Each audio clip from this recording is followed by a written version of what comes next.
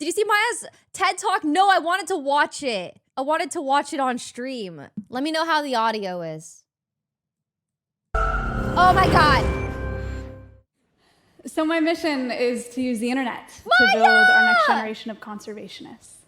I've not been doing this for all that long. Okay, I was born in 1998, so I will get that out of the way right after that. But I'll tell you guys how I got started. So I grew up on a farm, and I always loved animals. So we had rabbits and horses and chickens, and you name it, we had it, and I loved it. Wow. So then when I was 18 and in college, naturally, I got a job as a zookeeper. So I put on the safari outfit, and I would bring animals like kangaroos and lemurs to schools and birthday parties to teach kids about wildlife. So you have a pretty cool job. It was really awesome. Does anyone know how many seats are in the audience? Like, how big is this theater? She's such a good speaker. Yes, she's doing an incredible job. Oh, 1,500 people? Holy. How does TED Talk work? Do you have to have like a subscription and you come in and watch every TED Talk or something? Or oh, you buy it is not $18K per seat. What?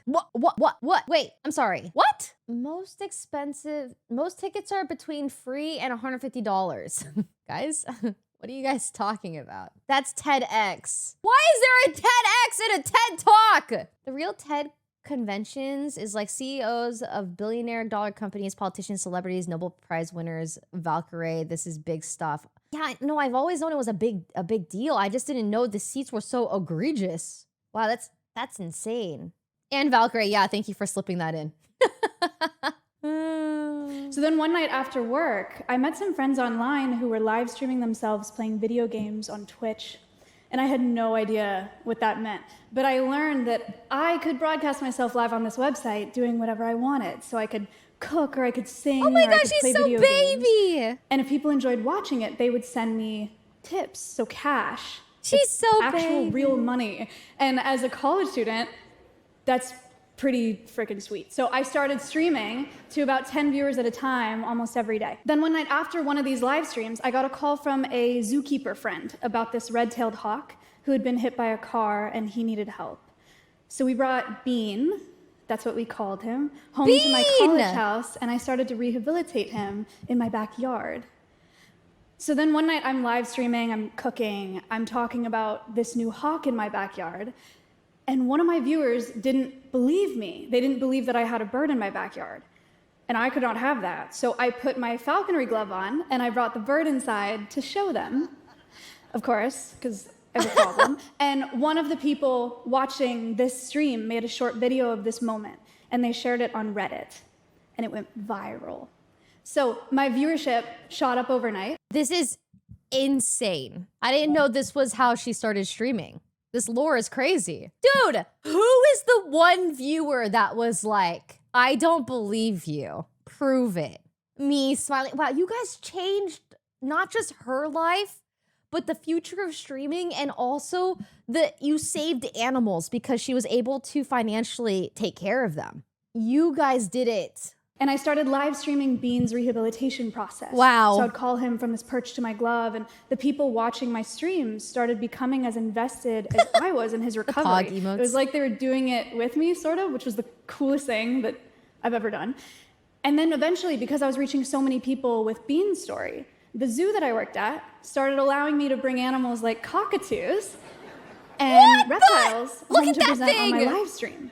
So suddenly, somehow, I had turned this zoo outreach job that I had into a work from home situation, right? Which is awesome. But instead of reaching 20 kids at a time in a classroom, I was reaching thousands of people at a time, all over the world. So this was when it really clicked for me, right? I wanted to do this for the rest of my life, but I wanted to do it at a much... Quebin, so this is 9 minutes long, so people are paying $18 trillion for seats for a 9-minute speech, or is this cut down, or is there more like back-to-back seats? It's the whole day. Okay. So multiple people come in and speak. Wow. So fun. I want to go. That's so cool. Much larger scale.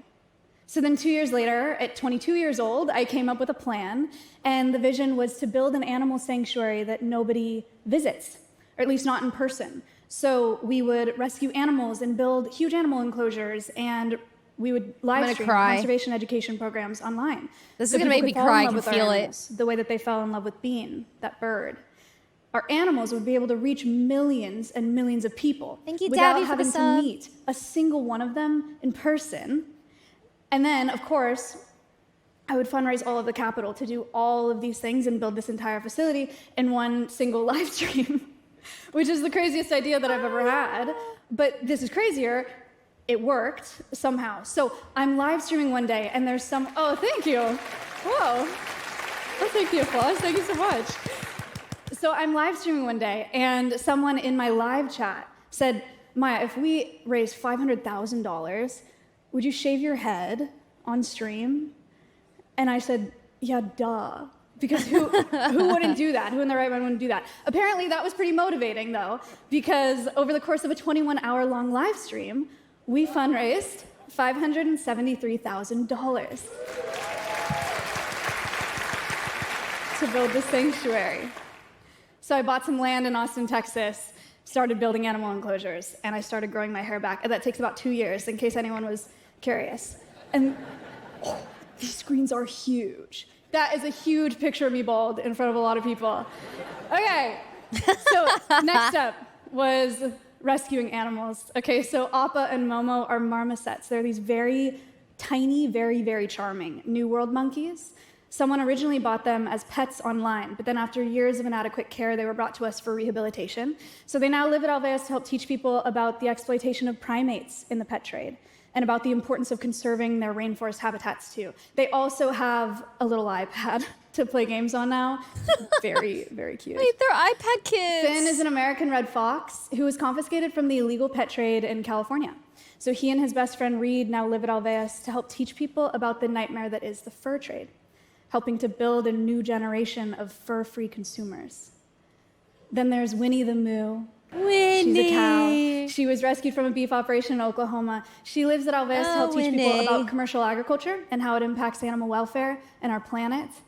One way that viewers can support the sanctuary is by feeding Winnie treats. So a $5 donation made online results in treats being dispensed via this automated feeder. To date, that treat feeder has generated over $38,000 in funding for the sanctuary. Isn't that crazy? It's a lot of treats. She's a very happy cow. Since 2019, through live streaming, I have raised over $7.5 million for conservation causes across the globe. That's a lot of money. In 2025 alone, we reached over 250 million people with conservation education online. It's over 10 million classrooms, just like the ones that I was bringing zoo animals to in college, just in the last year. Alveus Here we go. This is now home to rescued parrots and emus and monkeys and wolf dogs and more, and we have those 36 cameras that are live streaming them 24 hours a day. But the beautiful thing about these live cameras is our animals are all blissfully unaware of the thousands of eyes on them at any given time. Not being open to the public means that our animals are less stressed by the unpredictable factors that come with people visiting. Brazzoni. Hey. Right? It also means that we've never had to divert any of our funding to guest experiences, like gift shops and concession stands and parking lots. But one of the most positive benefits is we've developed one of the most accessible zoo models in the world. Anyone with an internet connection can visit our animals for free from their device from anywhere on the planet, and they do. Our online demographic, our online community, they range from about 17 to 28 years old. We are our nation's new voters, new consumers, and up-and-coming decision makers. We hold the future of this planet in our hands. But most of our online community didn't even join with an interest in environmentalism at all. They are just normal people, internet users who stumbled across our content in one of their many, many feeds. Alveus Sanctuary brings conservation to young people largely by meeting them where they already are, which is on social media. But before social media, TV programming was establishing the best examples of conservationists, right? Heroes like Steve Irwin and David Attenborough and Jane Goodall.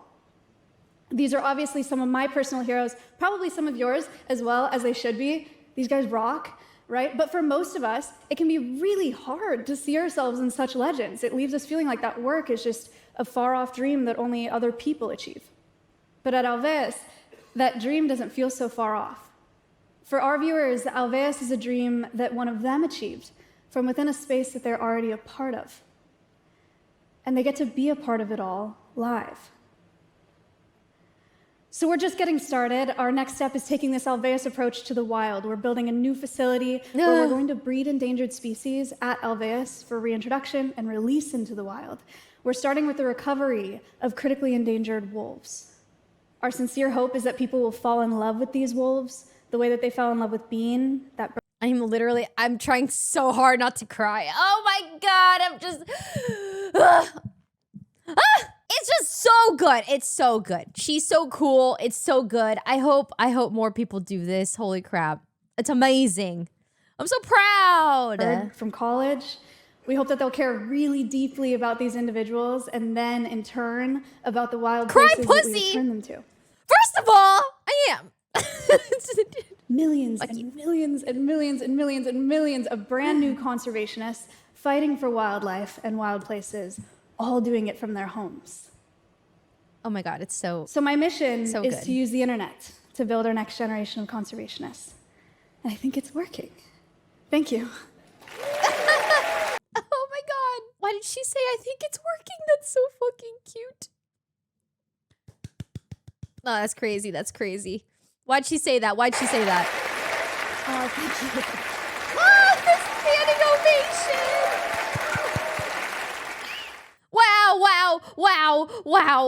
Wow. What a freaking incredible, really 9 minutes? Oh my God. I feel like she could have gone for like an hour. You know, that's just, oh my God. That was amazing.